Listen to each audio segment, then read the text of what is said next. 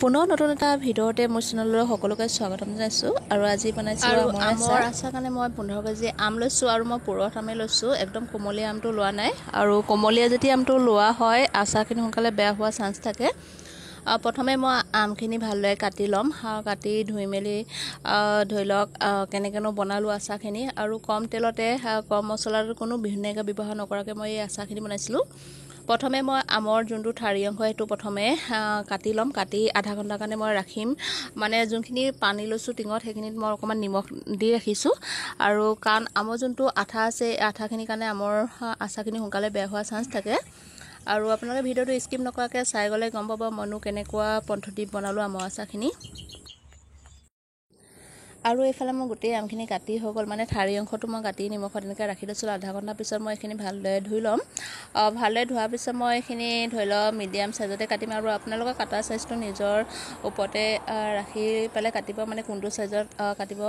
আৰু মই একদম সৰু আমো লোৱা নাই, আপোনালোকে দেখিছে হ'বলা। আৰু এতিয়া মই আমখিনি কাটি ল'ম। আৰু প্ৰথমে আপোনাৰ ভালদৰে ধুই ল'ব, কাৰণ যোনটো আমৰ ওপৰত ক'লা ক'লা ধৰি লওক হেৰি থাকে সেইখিনিৰ কাৰণেও আমৰ আচাৰখিনি বেয়া হ'ব পাৰে।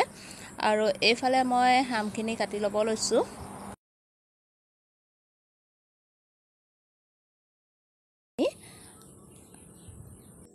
আৰু মই প্ৰথমতে আমখিনি কাটি লৈছোঁ। আৰু আমৰ গুটি ধৰিছেগৈ আৰু কাটিবলৈ অকণমান হেৰিও হৈছে। আৰু আপোনালোকৰ চাইজটো নিজৰ অনুসৰি কাটি ল'ব। মইনো কেনেকৈ কাটিছোঁ দেখুৱাই লৈছোঁ। আৰু সকলোৱে বা আমৰ আচাৰ বনাব জানে, সকলোৰে পদ্ধতিবোৰ বেলেগ বেলেগ।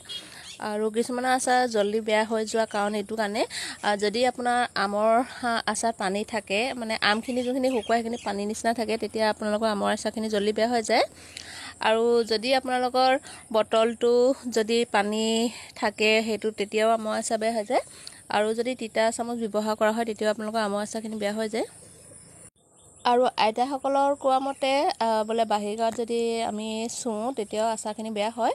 আৰু সেইকেইটা যদি আপোনালোকে ফ'ল' কৰে তেনেকৈ আপোনালোকৰ আচাৰখিনি বছৰধৰি সংৰক্ষণ কৰিব পাৰিব। আৰু ইয়াত কোনো ভিনেগাৰ ব্যৱহাৰ নকৰাকৈ মই আচাৰখিনি সংৰক্ষণ কৰি ৰাখোঁ। আৰু মোৰ আচাৰ এনেকৈয়ে বনাওঁ। আৰু কম তেলতে কম মছলাতে খাবলৈ বহুতো সোৱাদো হয়। আৰু এবাৰ ট্ৰাই কৰি চাবচোন মোৰ এই পদ্ধতিটো। আৰু তেতিয়ানো চাই থাকক শেষলৈকে। আৰু শেষত কমেণ্ট কৰি জনাবলৈ নাপাহৰিব আপোনালোকে কেনেকৈনো আমৰ আচাৰ বনায়। আৰু মোৰ আমখিনি মানে কাটি হৈছেগৈ। ইয়াত মই টোটেল 15 কেজি আছিলে। আৰু মোৰ যোনখিনি আম কাটি লৈছোঁ সেইখিনি ধৰি লওক দোকানৰ কাৰণেই বনাওঁ। মোৰ দোকান এখন আছে সৰু সুৰা। আৰু প্ৰথমে মই এইখিনি নিমখ দি পেলাই ৰাখি দিম। নিমখ বেছিও নিদিওঁ। ইয়াত মই এতিয়া টোটেল 15 কেজি নাই কটা, ইয়াত টোটেল 12 কেজিমান কাটিছোঁ। আৰু ছাইডত দেখিবলৈ পাইছে হ'বলা, সেইখিনি মই মিঠা আম বনাম, মানে মিঠা জ্বলা। আৰু সেইটো বা ভিডিঅ' পাৰিলে শ্বেয়াৰ কৰিব আপোনালোকৰ লগত। আৰু এইখিনি আমখিনি গোটেইখিনি মই এনেকৈ এক ৰাতি ৰাখি থ'ম। আৰু আমৰ চাইজবোৰ দেখিছে হ'বলা আপোনালোকে, মই ইমান সৰু কাৰণে ইমান ডাঙৰ কৰা নাই।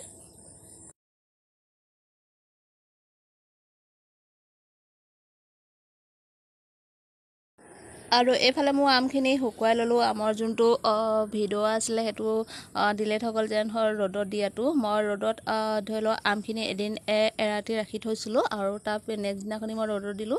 আৰু ৰ'দটো চোকা হোৱাৰ কাৰণে মোৰ এদিনতে শুকালে। আপোনালোকৰ যদি ভালদৰে নুশুকায় বা পানী পানী থাকে তেতিয়া আচাৰখিনি বেয়া হোৱাৰ চান্স থাকে। ভালদৰে আমখিনি আপোনালোকে শুকুৱাই ল'ব। আৰু শুকোৱাৰ পিছতে আপোনালোকে আমৰ আচাৰখিনি বনাব। মছলাৰ পৰিমাণটো আপোনালোকক যোনটো ভিডিঅ' আছিলে সেইটোও ধৰি লওক ডিলিটেই হৈ গ'ল। আৰু লৈছিলোঁ জিৰা 3 চামুচ, ধনিয়া 3 চামুচ, চব গুটি 2 চামুচ, ক'লা জিৰা 1 চামুচ, লগত আছিলে মেথি।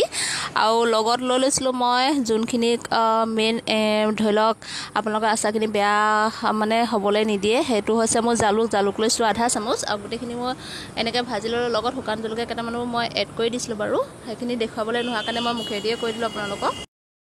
এতিয়া মই কাঁহীখনতে তেল দি দিছোঁ। আৰু মই তেলো নিদিওঁ, তেলো অলপমান দি দিছোঁ। তেলখিনি গৰম হোৱালৈকে মছলাখিনি পিচি ল'লোঁ। গৰম হৈ গ'ল তেলখিনি, এতিয়া মই নমাই দিম। আৰু এইখিনি মোৰ আমখিনি প্ৰথমে এতিয়া মই দি দিম তেলত। আৰু এইখিনি মই কাঁহীখনত দি ল'লোঁ। দি এতিয়া মই মছলাখিনি এড কৰি দিছোঁ। মই গোটেইখিনি মছলা দি দিলোঁ। আৰু লগত দি দিছোঁ এতিয়া মই নিমখটো দিয়া নাছিলোঁ। আৰু নিমখটো আপোনালোকে জোখমতে দি ল'ব কিমান দিয়ে। এইফালে হালধি দিছোঁ। আৰু দি এতিয়া মই গোটেইখিনি এতিয়া মিক্সল কৰি ল'ম। আৰু আগৰ দিনৰ আমাৰ আইতাহঁতে এনেকৈ আচাৰ বনায়।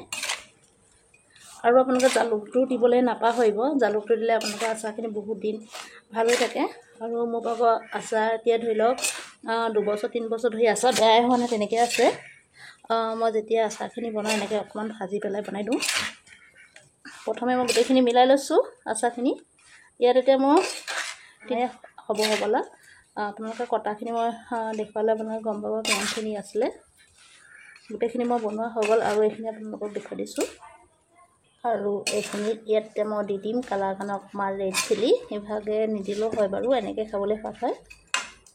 এতিয়া 2 চামুচ দিলোঁ আৰু দিম কিমান লাগিব চাই লওঁ। মই কেৰাহীখনতে থৈ দিছোঁ, কেৰাহীখনৰ পৰা ওলোৱা নাই এতিয়ালৈকে। আৰু মই দেখিছোঁ নহয় তেল। আৰু এইখিনি এনেকৈ মই 5 পৰা 10 মিনিটত মিলাই লওঁ, তাৰপিছত দেখুৱাই আছোঁ। ফাইনেলি আচাৰখিনি হৈ গৈছে। আচাৰ কম দিয়ে বনাইছোঁ মই আচাৰখিনি, আৰু আচাৰখিনি খাবলৈ বহুতো টেষ্টি হ'ল। আজি 3 দিন হৈ গ'ল, আৰু 3 দিনৰ পিছত মই এতিয়া এইখিনি এতিয়া ভৰাম। এইখিনি মই এনেকৈ থৈ দিছিলোঁ কেৰাহীখনতে। আৰু চাওকচোন, আৰু এতিয়া মই ভৰাই ল'ম।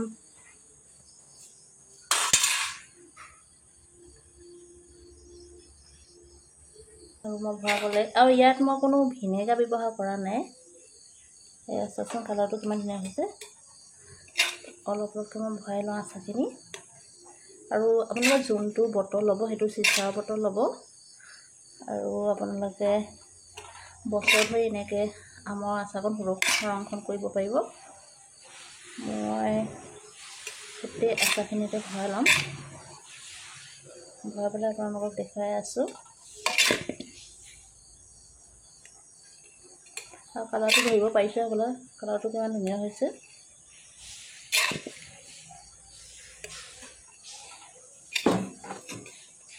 বৈয়াম এটাতে ভৰাই ল'লোঁ আম।